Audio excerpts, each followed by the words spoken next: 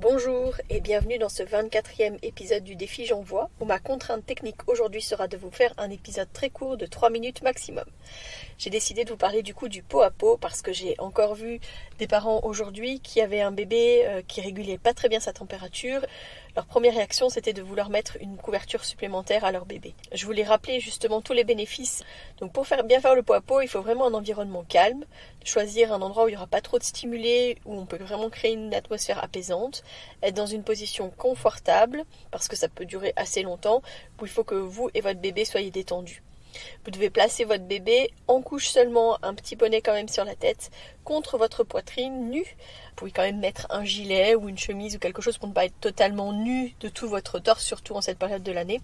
Puis vous rajoutez par-dessus une couverture pour le garder bien au chaud. Les voies aériennes du bébé sont bien dégagées et régulièrement vérifier un petit peu comment est-ce qu'il va, surveiller un peu les signes, si sa respiration est correcte, etc.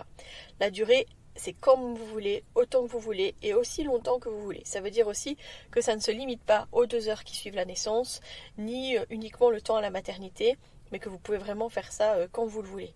Déjà parce que dans les choses que ça apporte, le pot à pot renforce vraiment le lien affectif parce que le fait d'être en contact pot à pot, ça favorise vraiment l'excrétion d'hormones qui vont être des hormones d'attachement.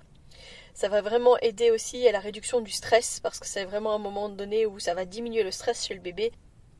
Quand on sait que la technique de pot à pot est utilisée dans des pays, dans des unités kangourous, où les bébés par exemple ne peuvent pas aller en couveuse, et chez les prémas, même chez nous, on fait des moments de pot à pot, parce qu'on sait maintenant que ça aide vraiment à la stabilisation de la température chez les nouveau-nés, que ça va l'aider aussi à stimuler son système immunitaire, que ça va réguler sa respiration et son rythme cardiaque.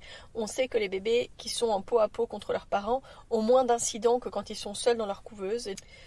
Le contact peau à peau, ça maintient la température, c'est le parent qui en fait émane de la chaleur et qui va aider le bébé à réguler sa température. Et le fait d'être en peau à peau va aider aussi à ce qu'il soit colonisé par la flore de ses parents. Ça aide aussi à encourager et à stimuler l'allaitement puisque le bébé est tout proche du sein si jamais c'est la maman qui fait le peau à peau. Voilà, j'espère que ce court épisode sur le pot à pot vous a plu. Je vous donne rendez-vous demain et d'ici là, portez-vous bien.